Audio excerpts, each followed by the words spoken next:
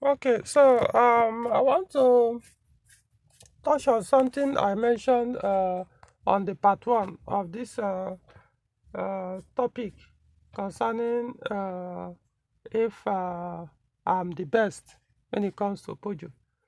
Like I mentioned there, that I advise and or expect that prospect people who are not necessarily prospective buyer. I mean, people who are interested in buying used modern Peugeot vehicle uh, shouldn't go and buy these cars blindly, because um, there's always been these cases where people always be sending message, uh, when they are already in a mess after they must have purchased nightmares. Um, these cars I've been dealing with them, and they will now start freaking out or going from one place to another. And sometimes they will come back to me and like, hey, please, I purchased this car, and ever since then I've never had peace. This car keep giving one problem to another, and the rest. So sometimes, I'll be like, I don't have the time, because I try to warn people. In as much as I understand that not everybody uh, will be privileged to hear this my messages before they make such risky attempt, not necessary attempt anymore, risky. They risk, uh, cause whatever they get out of these purchases, because essentially you are risking it. Buying even after all this warning, whether you have heard about it or not. So, and I'll be like, I don't have the time. I have the time, but then you have to pay that premium price for me to give your car attention, and hopefully probably fix those issues with certain conditions. Sometimes when I see some of these, I was like, I mean, you guys were warned. I mean, you have to actually live through that experience first so that you could learn through it. And some will come back making some stupid statements. If I have the time or the energy, sometimes I just block those people or ignore. I don't waste my time. Even on my channel, when people make such stupid statements, sometimes I'm like, if you're in this channel benefiting, and you think you are here to look for an opportunity to make some stupid statement, I'll block you. I'll block you from the channel, and that will be the end. You know. Um, So, but the point of this part two is why you need an expert to go and inspect a modern Peugeot car. Like I mentioned on part one, if you are going for a modern Peugeot vehicle, your emphasis should not be about the mechanicals. As good as you want the car mechanicals to be, it should be less, or it shouldn't be the primary focus. Likewise, even on the older model, which is the 404, 504, 505. Emphasis should not be. So, and the modern ones apply same. I know some will not understand this, because bet you will be saying, but what of the cost of the engine? The engine is cost so high, so why shouldn't I be? Trust me, if the engine is the only issue on a modern car, you'll be so glad. You'll be so glad when other people that have been in a mess after purchasing Peugeot vehicles, that the electricals or this have been giving them one headache to another, spending hundreds of thousands, if not running into millions, and yet issues remain unresolved. Unlike if it's a mechanical issue, maybe suspension issue, maybe an engine issue or transmission issue, maybe at the time of the purchase, okay, maybe you don't have additional money to replace those parts. You could be managing the car for like that, or you could pack it after a few months or whatever. You save up, replace that part, and then that's all. Unlike the ones that year after year, I mean, you do not understand. But the reason why I tell people have an expert inspect the vehicle Even though some will get very jealous and say, oh, you're saying they should come and pay for your service. That's why you're saying that. Even when I always say, there are many experts as far as Peugeot is concerned, especially here in the northern part of Nigeria. You could engage to do that for you. It don't necessarily has to be me. But of course, the haters will not listen to that. They're looking for anything to hold on to make fool of themselves. So, reason why I'm coming back again to this is, won't it make sense if you know before purchase that a vehicle was converted from right-hand drive to left-hand drive? As in, I'm just putting it to you, as in, you are out there to buy a car. Wouldn't you want to at least know that this car was converted, that what you are buying is not actually factory right-hand drive? Even if the conversion was done, no, a factory left-hand drive, if you are in Nigeria, even if the conversion was done properly, I mean, from one driving position to another, but at least you would have wanted to know that, yes, okay, fine, but at least I know this car is not factory. This is not how it was produced from new. So some things have been modified because it's a big modification on a vehicle. So it's not, it's been modified. Wouldn't you want to know if a car you are interested to buy was converted from one diesel engine to another, or from a diesel engine to a petrol engine? Wouldn't you, as in as much as maybe you open the bonnet, you saw maybe EW10 J4 engine or a particular engine you are interested in, but at least, even if the conversion was done properly, that engine was converted properly and everything was done, at least you would have wanted to know. At least you feel, I don't know how to put it. You liked it would make more sense that you know beforehand, before paying for that car, that truly, yes, okay, I know this car was converted from one diesel engine to this particular engine, or maybe this car was converted from a V6 engine to this EW10 engine, or maybe this car was converted from EW10 engine to a V6 engine.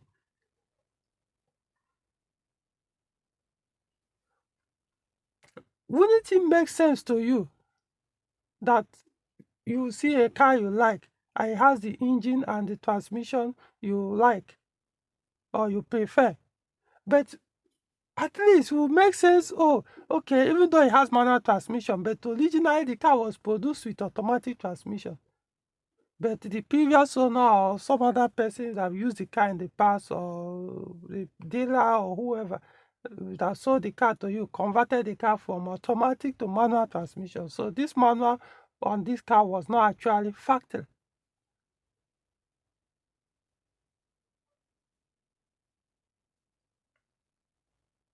Wouldn't you want to know that, okay, this car originally has the same engine and transmission that you are looking at on the picture, or alive when you in front of the car?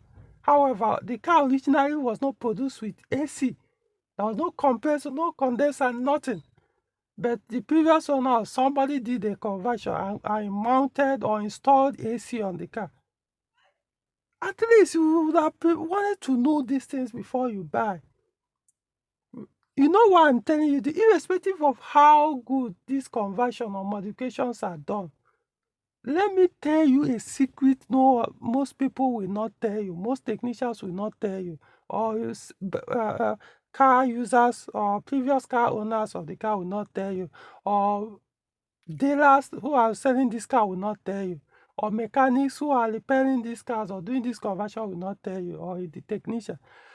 No matter how good a conversion is or a modification in a car is, irrespective of the purpose or the nature of the modification or the conversion, from one driving position to another, from one engine model to another, from one transmission to another type to another, from one engine model to another, from one electrical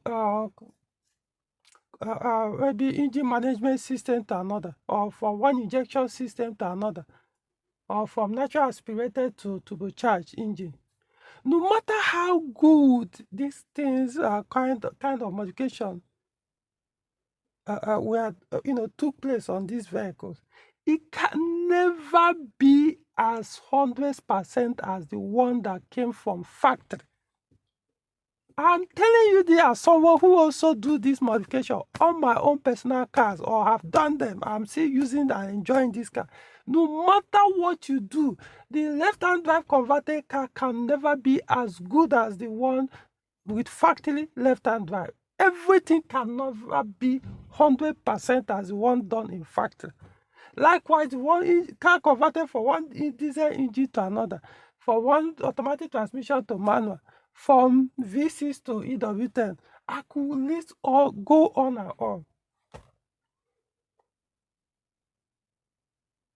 The difference is this: you do this conversion, as you are doing, you realize that, if you want to actually to get this thing, it means you may have to spend probably more than even value of the vehicle to go and look for those parts to be able to make this work, or to and find a way to reconfigure. Or you may need to change the entire wiring, or anything that looks like wire on that car, you need to remove it and get the one that will have exactly that from manual and swapping.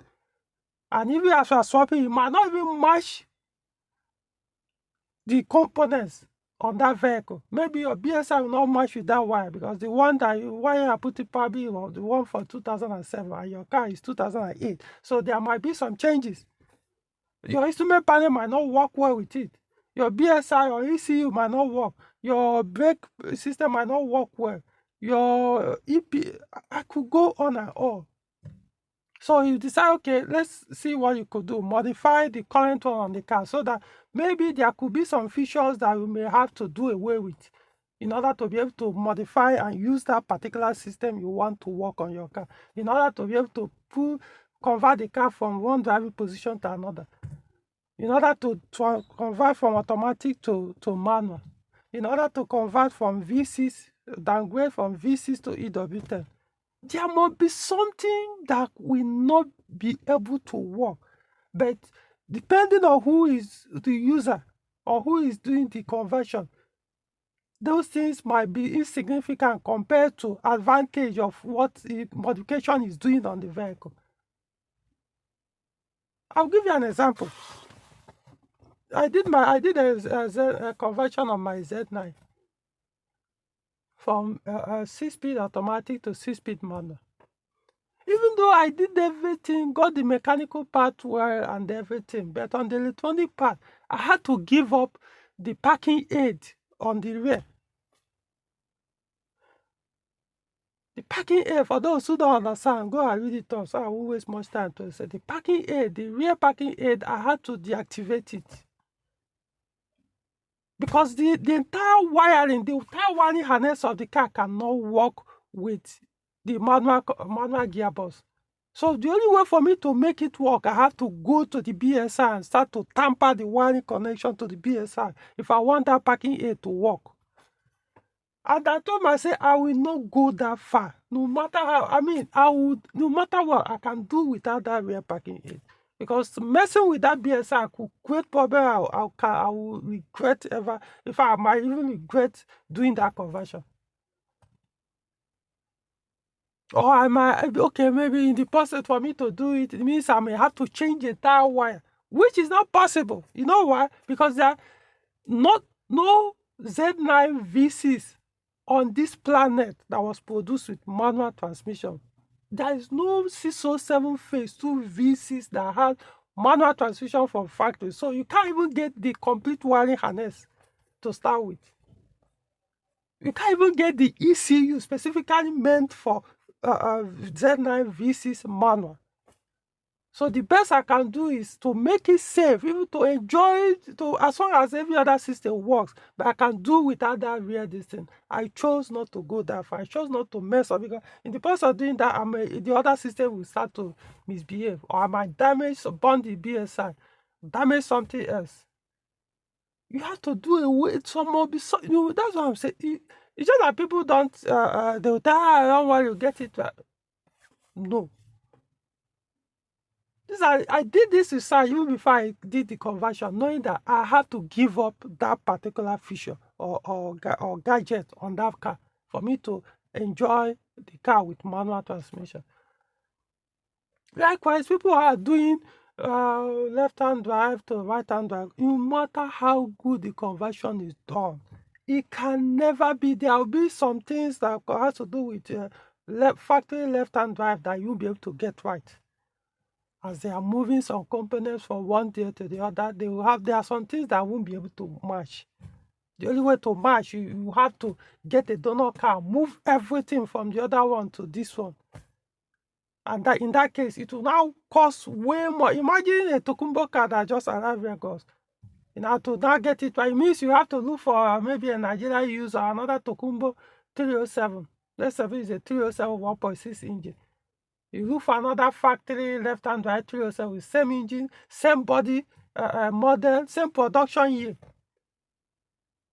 And now move everything. So in other words, you are now joining two cars as one. Who is going to buy? Who is going to? So are you going to sell the car as one vehicle as if you are selling to use a price of two vehicles? Just because of moving one from one driving position to another. So this is why I'm saying all these things. You can't get it right. And another important thing is this. The diagnosis differ. When there's an issue, some issues, not all issues, a modification, once you modify a car, it won't be the same way you diagnose the one that is still factored.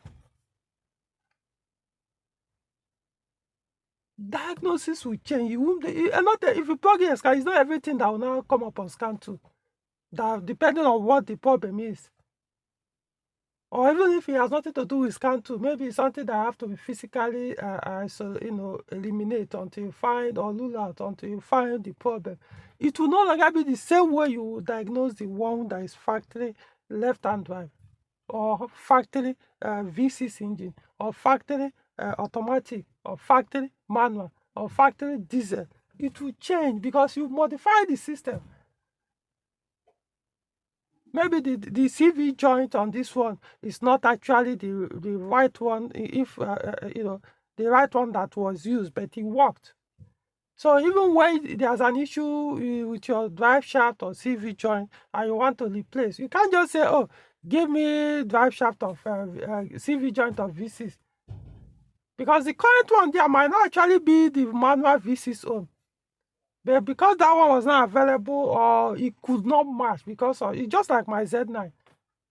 There was, like I said, there was no Z9 V6 done manual. So imagine how I was able to get it done. So if I want to replace any CV joint there, it won't be just, oh, give me 607. These are the things you have to understand when it comes to that. So that's why sometimes after the conversion, people will use the car for a year or two. When problems start to creep up, the car will almost end up being scrapped. Because if the people that will do the diagnosis and repair are not the people that did the conversion, so they might not even understand what was done, how things were put together to make it work. So you can't just go and buy because it's a BSI for this particular model of your car. Maybe your BSI has a problem. Now we need to change it. You can't go and say, oh, give me because you need to be sure. It's possible that the BSI on that car is not even for your car, but it needed to be installed to be able to work with the system that was modified. So the point I'm saying, I'm coming back to, because this is a logical statement that I'm making. At the end of the day, that's why I'm saying you need to know. So that if you really don't want to go through all these things, like, oh, you buy a car that when in the future you might have issue of keeping the car running because of ability to find someone that will be able to understand what the person that did the conversion actually did on that car. When issues start coming up, which is expected, things will fail. So that knowledge, having the knowledge that this is what this car actually currently has, this is a kind of modification done on the car, might be a basic for you to say, okay, no, you know what? No, I don't want a car that has all those kind of modifications. I want the one that is still as factory. Or okay, if I'm buying, I'm going into it having this understanding that this how these are the things with this car that I have to be aware of when it comes to repairs or sourcing for parts. Or at least you have to know that, okay, what if the conversion was not done right? When you know that there's a cover, they did a cover. What if the conversion was not done properly? And you now buy the car and then you realize, man, this is a mess. Okay, and if it was not done right and you are still willing to buy for whatever reason, maybe the car looks clean enough that you just don't want to walk away from the car, can you financially be able to revert it if it comes to that? To revert and put it how it was before? Or now do the conversion properly. Find someone that can do it to conversion at least up to 80 to 90% or 95% to work as if it was factory. Everything is in order. I'm saying you need to so that rather than you go you jump in blindly and then but you now look for who will do that only by to now give it to bring it to a technician. The technician will say, oh, I hope you're aware that this car was converted from one engine to this or from right hand drive to this, and and the conversion was not done well. Look at what they did on the wires, this and that, and to get it right, you have to spend £1,000,000 or less or even more. You'll be like, how did you get into this mess? But they told me that everything was okay with the car, that it's factory left hand drive, or this is the engine the car was producing. Hey, that's why I call it blind purchase. You made that choice to blindly go and purchase these cars.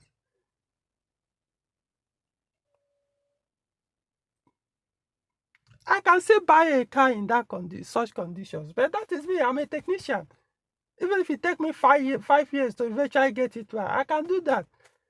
But would you? Also, I can do that knowing that it won't be the only car I have. So worst case, I can park the car. I'm doing it. But you, if that is your only car you have, do you think you can afford to leave the car at a workshop for weeks, months, or close to a year, or even more to fix all these things or to restore the vehicle? Can you? Other people might. Your neighbor might be able to do that. Maybe he has more than one car, or he doesn't really need the car that immediately after purchase he needs to start using the car. It might be probably will, but can you?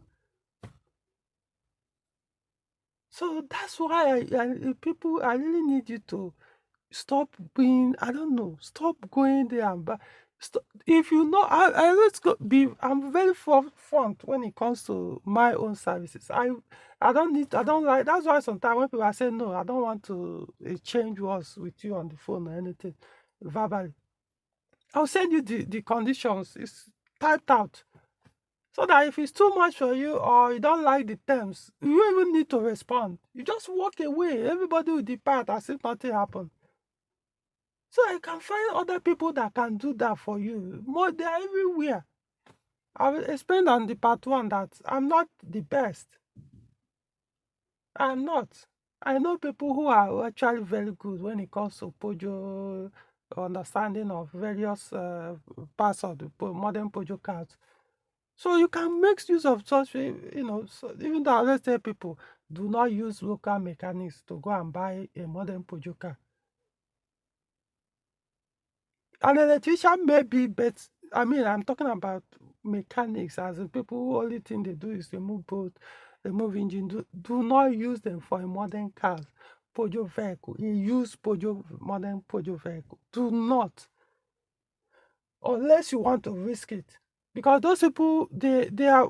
It's not like there's not something wrong with their assessment, their own assessment. No, there's nothing wrong. They will check those engine for you, check those transmission, suspension for you. But those are not what will give you the headache you are trying to run away from. So even if it's an electrician, go, because those are local electricians, it's even better you use them. In fact, it might even be the best option for you if you can't afford people like us.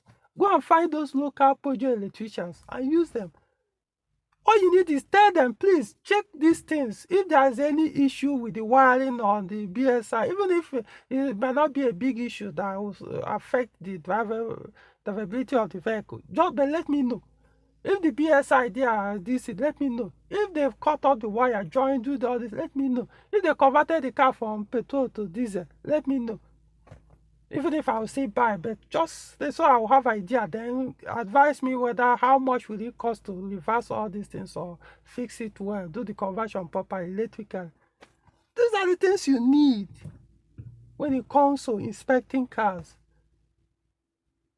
Of course, you can walk in by yourself without any knowledge on Peugeot system, and in other words, what we call lock. You just get a very clean one, no abuse, nothing, and you enjoy it.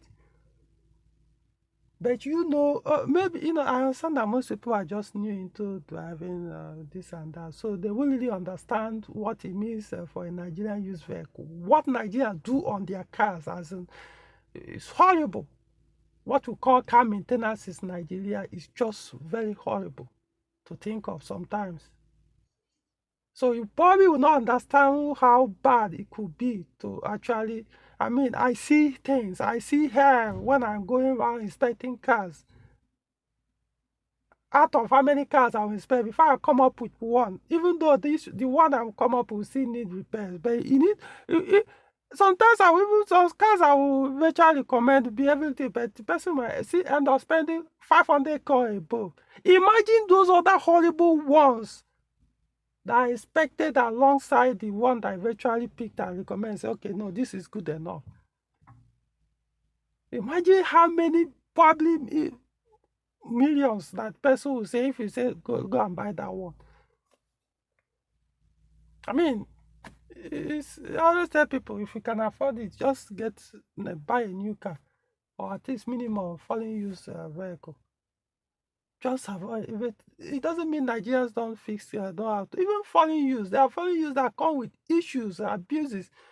I can tell you, as someone that expect Tokumbo and buy Tokumbo cars for people, there are so many 207, 308, 307,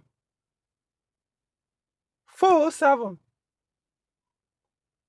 that originally had diesel engine brought into Nigeria as Tokumbo cars. They did the conversion in Lagos, put petrol engine and pushed them to Abuja.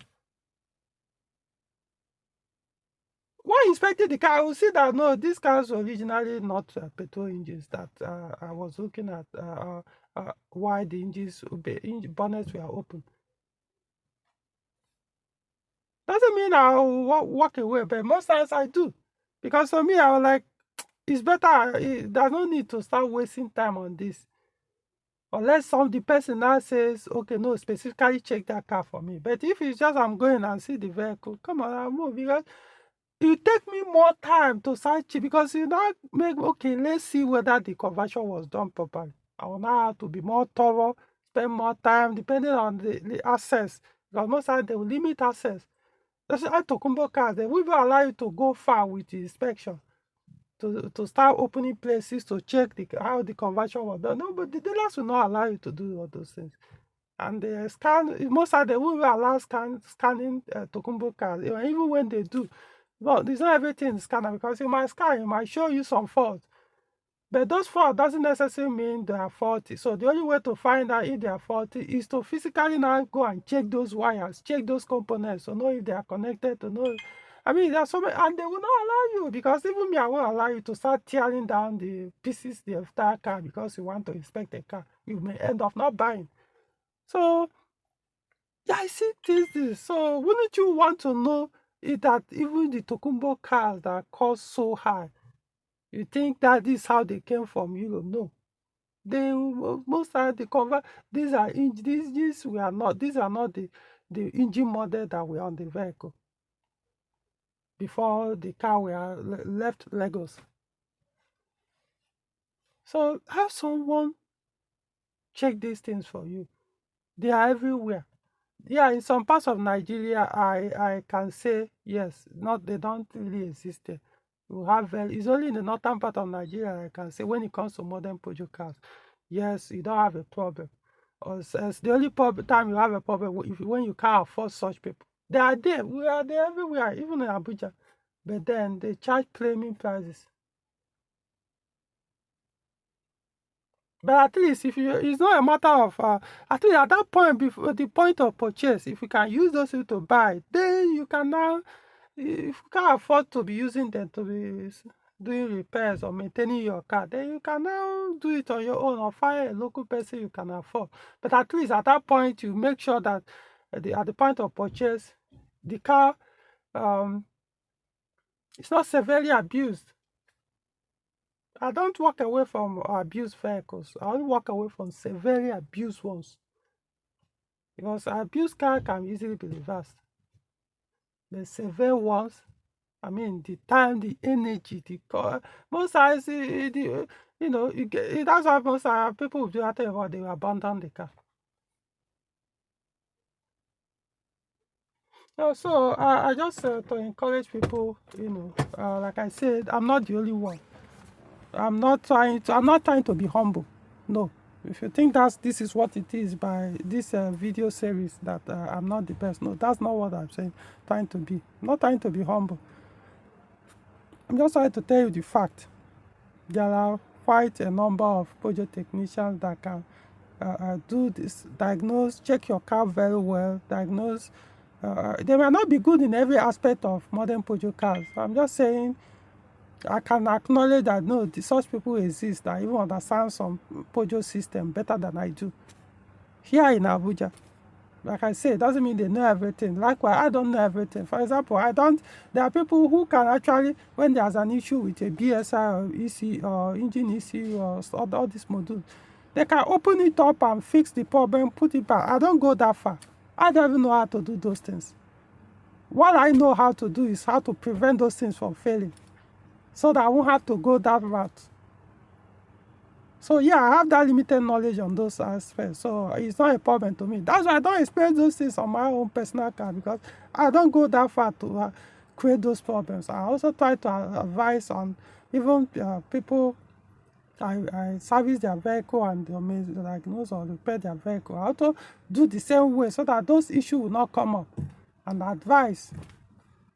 So it doesn't necessarily mean that I must know everything on a Peugeot. No, I don't need to. I don't have to. And also explain to people that I don't need majority for car repairs. I don't.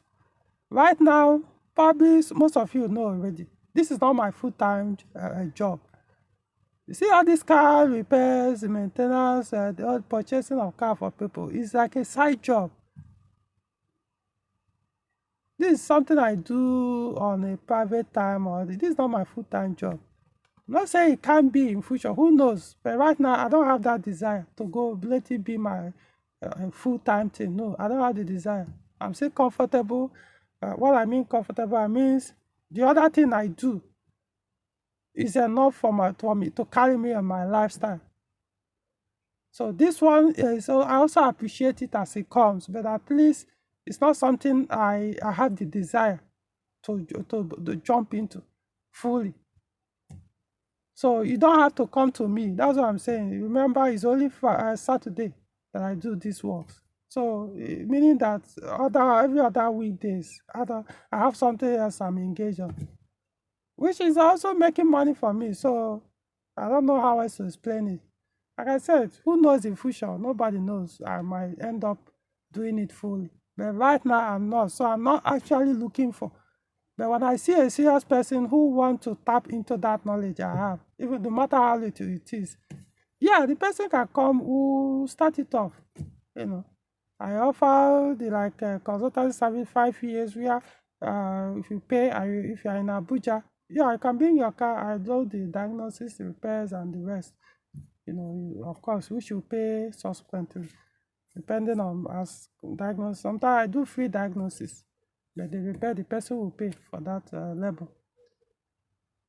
Or some will want, no, just get the vehicle for me, and maybe if there's any repair, put the vehicle in order, and I'll pick the vehicle or deliver the car to me, and that's it. From there, every other thing will now be mostly through the phone, giving advice and seeking, making inquiries and the rest for a specific period of time. And some of these things I do on online, YouTube, and the rest, and get paid. And there are so many activities. When people always think that automobile industry is only when you open a workshop that you make money. No, I can actually stop doing car repairs and what's it called, diagnosis, and I'll still be making money from automobile industry. Telling you, in many ways, including selling parts, so many ways. So I just want people to, help yourself, help yourself. The other my colleagues, I'm talking about the technicians. They would do all these things I'm saying is to their own detriment, because if the people are not buying all these abused vehicles, mercilessly abused ones, they will be making money because they need to buy those headaches so that they will keep running their business. You know, but me, because I'm also a user, so I understand that you don't want to spend some time at your other place of work and everything only to come into your car and start acting up. And you're not sure the next day is going to use the car. So I try to help people prevent some of these things that could cause that. Some are inevitable. It doesn't matter how you try it to, because things must wear down. Also, avoid the one that will put you in a very big mess from the beginning. Or when you eventually enter that mess, okay, you can, I don't know, I may not be there to sort it out for you. I could be there, depending, you know. Depends on terms and conditions, or how bad the car is mercilessly abused. Because if it's too much, I used to do that in the past, but I've stopped it. I just most times it's not because I don't really have that time. Sometimes I do even have the time, but the thing is, can you even afford it? Because that's where the problem usually is. So I will tell you, oh yeah, give me the what it will cost. I don't do that because it's a chain reaction. You give me a car, we'll check the car today, see some of the things that were done. I say, okay, let's start. This is what for now I see that this car will need. But as you are doing it, you start seeing other things hidden. As you are feel this one, I realize that there are somewhere hidden that they did some bypass or some this thing like that. What happens then? Remember, it's not on the original list. And then you go back to the person starts shouting, no, this already I had an agreement on the price. So that's why there are people that actually understand. I could say, hey, or you can actually make the estimate and double it so that those other things that may come up will be factored in. I could remember sometimes people will come and tell me, okay, I want to convert my car from VCs from auto to manual or something like that, or from E10 to VC, something like that. Sometimes I tell them up to 900,000 or 1 million naira, depending. They'll be like, you must be really crazy. If I tell you how much it cost me to do those, the ones I did on my own personal car, these conversions, you'll be surprised that even that 900,000 I'm telling you is just whatever I'll make out of it. You'll be surprised by it might be just very little. But, you know. So, I hope this helped. And if I remember any other thing, maybe I'll do a part 3 of it. All right.